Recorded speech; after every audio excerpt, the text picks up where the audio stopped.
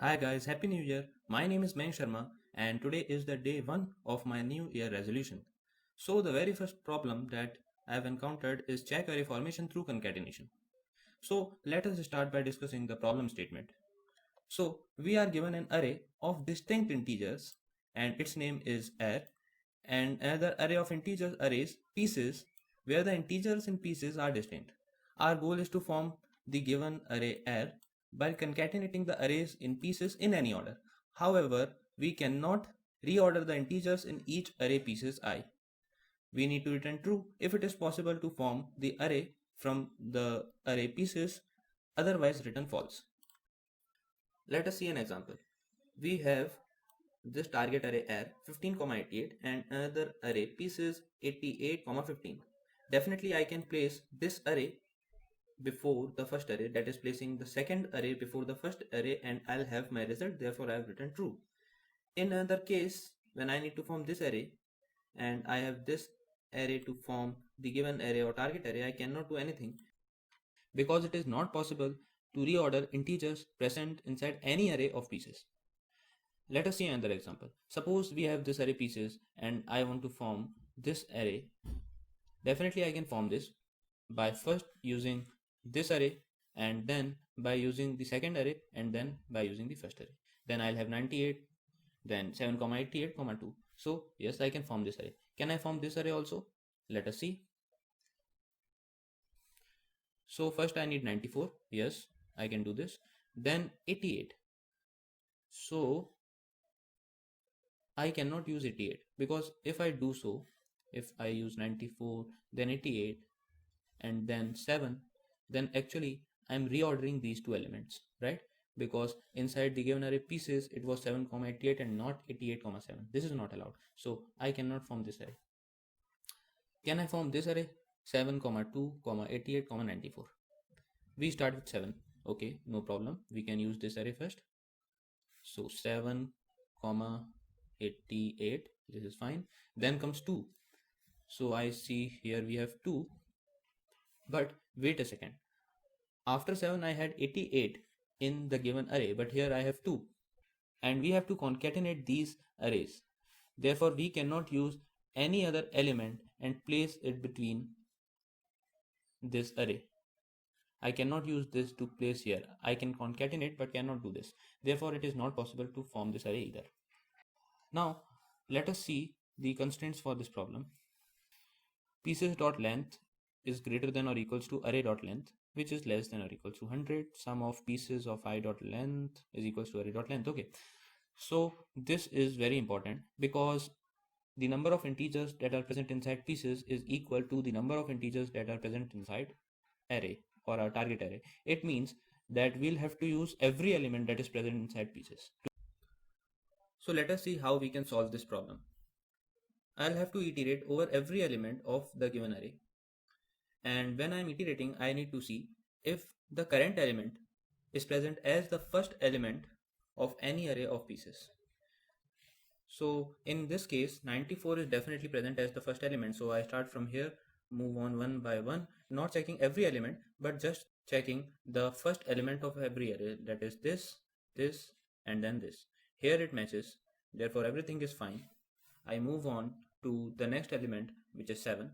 Again, 7 can either be the first element of any of these arrays or it can be the trailing element of the array in which 94 is present.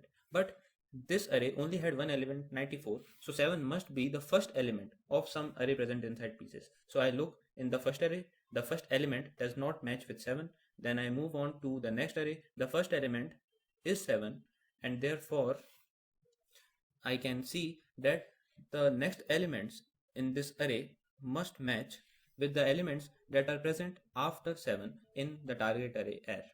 So here I have 88 and the next element in the target array is also 88. Now I have no element present inside this array.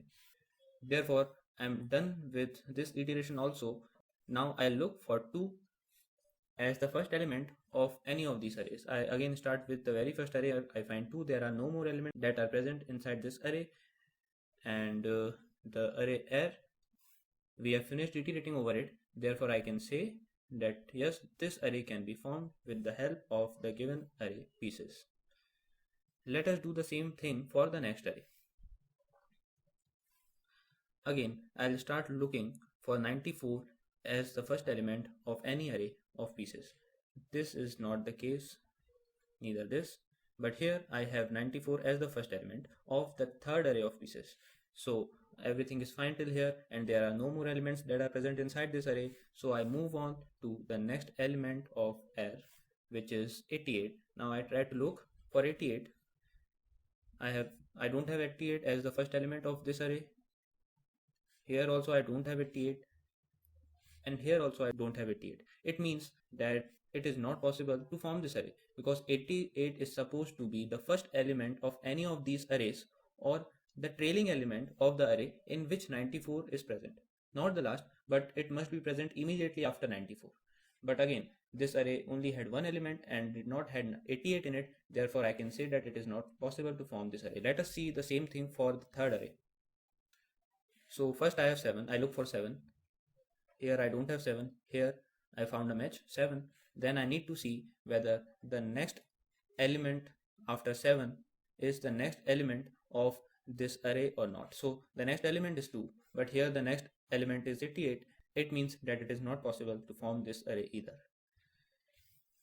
The time complexity to solve this problem in this way is order of n square because I am iterating over every element of this array, trying to look for these elements as the first element of the arrays that are present inside pieces. So it will look for 94 beginning from here to here, then it will move on to the next element, and then again we'll search for 7 from here, then here. Therefore worst case time complexity is order of n square. But there is a better way to solve this problem, and for that we need to use another array. Since all the elements that are present inside the pieces or target array R are distinct, we can map the first integers of every of these arrays to the position of the array in which they are present. For example, 2 is present in the array which is at the 0 location. Therefore, at 2 I can store 0.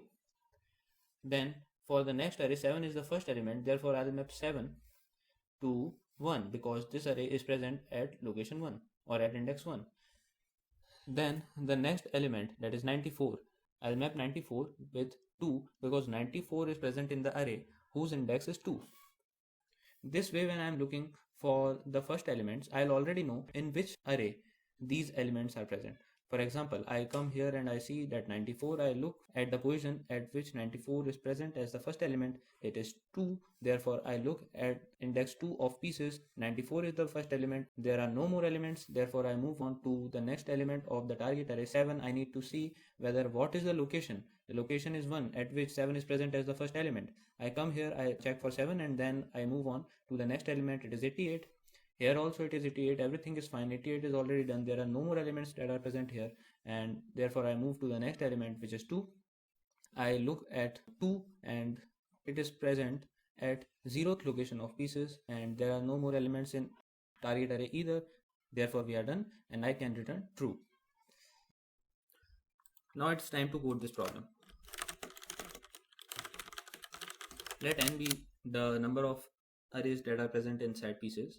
Now I need a map or a vector to map first integer of every array that is present inside pieces to the location of that particular array.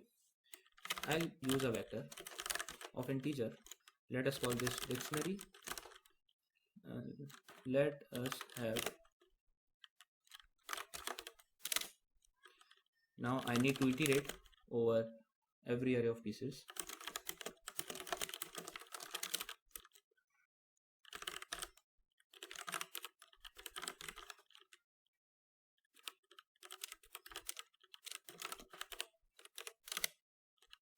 Now we need to iterate over every element of target array R.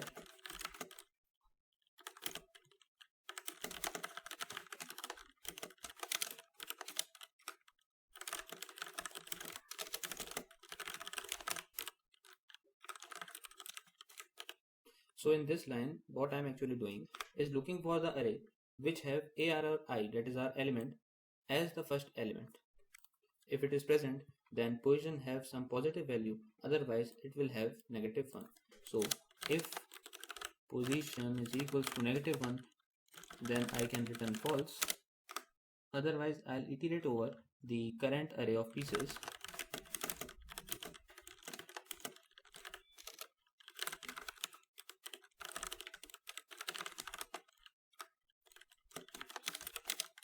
Now, if current element of target array is not equal to the element of current array of pieces, then I can return false. And if these conditions are satisfied, then I can return true. Let us run this code. Submit.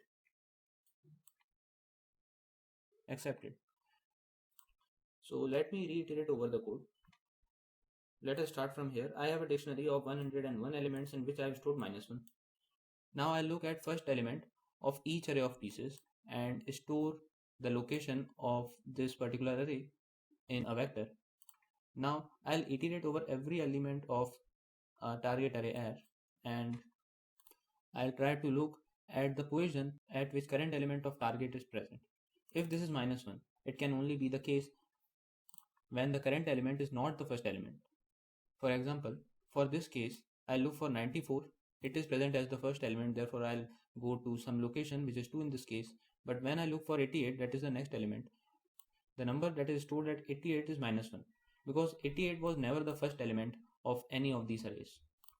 So if the position is -1, then I can return false. If the position is some positive integer, that means that I have the location of the array which has the current element of R as the first element. So now it's my job to iterate over that array. For example, suppose that we are at 7 and we look for 7, the position is 1, we move to the first position of the pieces, we find 7. Now it's my job to check whether the next element is equal to the next element of the target array or not. Therefore, I am iterating over the current array of pieces, checking whether its element matches the elements of target array or not. When this array is completely scanned, I'll come out from this loop. But what if an element does not match? Then it's my job to return false. In the similar way, all the elements will be scanned, and if everything matches, then in the end I'm returning true, otherwise false. I hope that you understood how I solved this problem. So I'll see you in the next video. Thank you.